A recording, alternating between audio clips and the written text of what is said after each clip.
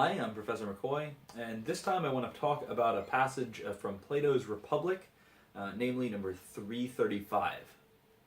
Now, ordinarily with these videos, I'm talking about something broad, a general philosophical issue, but in this case, I wanted to address this very specific point because it was, first of all, a revolutionary discovery, if you want to call it that, by Plato, or perhaps Socrates, if Plato's recording Socrates' teaching straightforwardly. And also because there was a question about the topic in the previous video.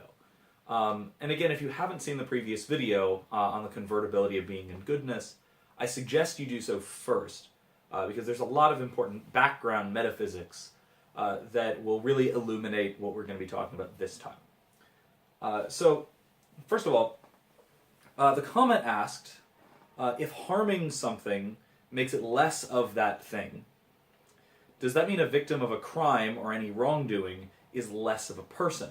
That doesn't seem right. Well,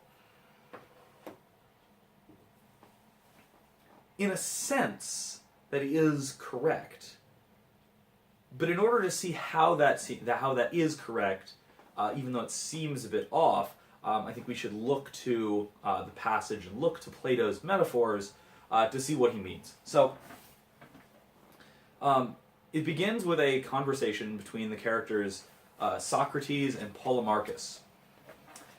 Polemarchus is proposing a definition of justice that is doing good to your friends and harm to your enemies, and Socrates is challenging the latter part of that. Is questioning whether it can be just to harm one's enemies. So beginning in passage 335, so he begins by the analogy of taking a look at a horse. And he asks, do horses become better or worse when they're harmed? To which Polemarchus responds, worse. And Socrates then brings up a question, with respect to the virtue that makes dogs good or the one that makes horses good? And of course it's the one that makes horses good. And then he carries this on a bit. And what he means to point out here is that to harm a horse means to make it less good of a horse, right? So harming a horse doesn't make it a worse dog, it makes it a worse horse. So similarly, harming a person would make that person a worse person. It wouldn't make it a worse dog, wouldn't make it a worse body, even. It would make it worse off as a person, if we can rightly call it a harm. So then he asks, what is the characteristic goodness of a human being, or of a person? And they determine that it's justice, specifically the virtue of justice, since what it is to be a good person is to be a just person. So, then we bring up the question, okay, if justice, according to Polemarchus, includes harming other persons, namely your enemies, then that would mean that justice involves making certain persons less just. And so, in those cases, justice, or the act of justice, would be bringing about injustice. Right? So, and what he says here is, he points out that any positive action, or a good action, which justice ought to be, can't bring about its opposite. So, for instance, he brings up, it can't be the function of heat to cool things. Or it can't be the function of dryness to make things wet, or the function of music to make something unmusical. Right? But rather, something's function has to produce itself, not its opposite. And so, justice has to produce justice, not injustice. Since if it produced injustice, that would be like heat producing cold, which it can't be. It can't produce its opposite. So the point we come to here is that it cannot, under any circumstance, be just to harm another person, because to do so would, insofar as they are a person and they are harmed qua person, it would bring about injustice in them. It would make them less just, and that's impossible. And why I focus on this so specifically and so strongly, and why I'm making an entire video dedicated to just this passage, is because this is a very revolutionary view.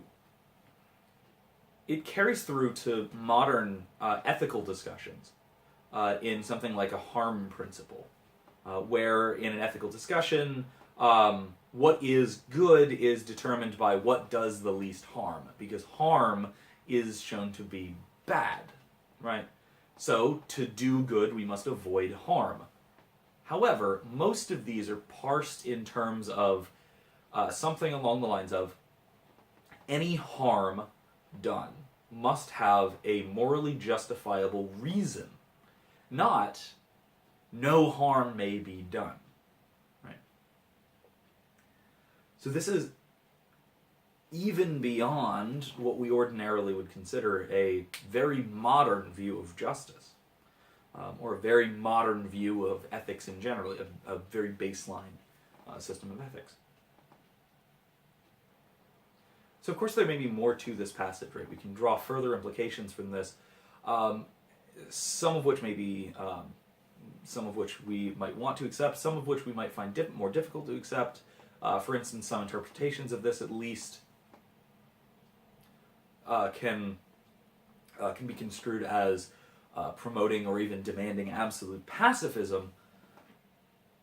But that's beyond what we need to talk about in just this video. Right? What I mean to point out here in this video, in this discussion, is the importance and the revolutionary character of this ethical discovery. This is, to my mind at least, perhaps the most revolutionary and the most dramatic ethical discovery Plato made. That harm, or doing harm to a person, is categorically unjust. So we can use this as perhaps a basis for ethics. Of course, combined with a certain metaphysical understanding which is common to classical philosophy.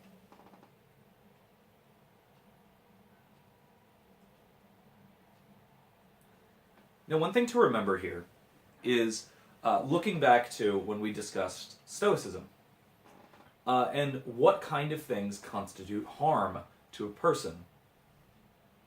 Well, we have to remember the idea that external circumstances or external things do not fundamentally harm a person, right? What harms a person is their reactions to things, or the ways they respond to something. In other words, harms of virtue, not merely of body or of circumstance. So if we read this passage in that light, we can take it in somewhat of a different way. And we can take this to mean that to harm a person, by which Plato means to harm someone's virtue or to make them unjust, well, certainly that would be unjust. But we can understand harming a person in this narrowed Stoic sense, and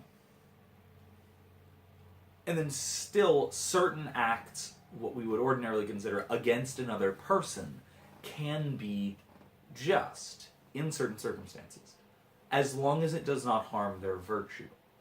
So this nuance is often where, or at least determining where this nuance applies, is often where the details of an ethical theory, or especially a legal theory, wind up getting worked out. So perhaps punishing someone for a wrong they've done will wind up making them more virtuous. But if punishing someone makes them worse off, or can make them worse off, or less virtuous or less just, then in that case, of course, it's categorically unjust and could not be done. So there is room for nuance here if we read it in light of what how later thinkers considered it, especially the Stoics, who were very steeped in this tradition. So the point here is that through this argument, Plato intends to show that a certain kind of action, namely the action which harms another person, is categorically unjust in every case, under any circumstance. So what this does is it uses pure reason from the nature of things, from metaphysics. It takes pure reason to come to particular ethical conclusions, which are very broad. Right? So how do we come to the conclusion of... So what does this have to say about our commenter's question? Well, if we consider a criminal action or an action of wrongdoing that harms another person, we can certainly say that by being harmed, that person is diminished in a sense. They are made less of themselves by being harmed. So what do we mean? Let's take a simple example. Say someone were to break your leg, right? Someone were to trip you and break your leg, right? Certainly we'd say that was harmful to you, right?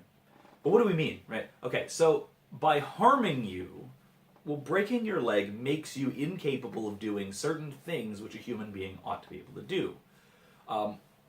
Walking normally, or walking without assistance from various kinds of machines, like a cast or a wheelchair or a crutch, right? So, in this case, it is harming a particular faculty you have. In other words, making you unable to do something. Similarly, if someone were to harm you psychologically, or to harm your mind, or harm your emotional state or your soul, what that would be doing is diminishing your capacity to understand things properly, to react to things properly, or to act properly. In other words, they would be harming your virtue. And so, this is a particular kind of harm that diminishes you qua person.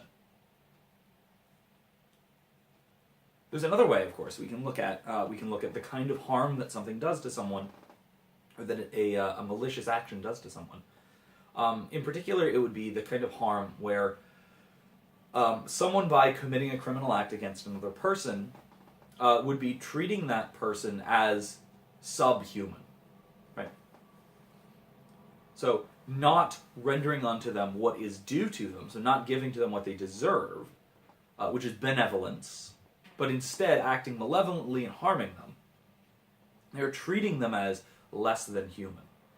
And by doing so, they're harming that person's dignity as a person.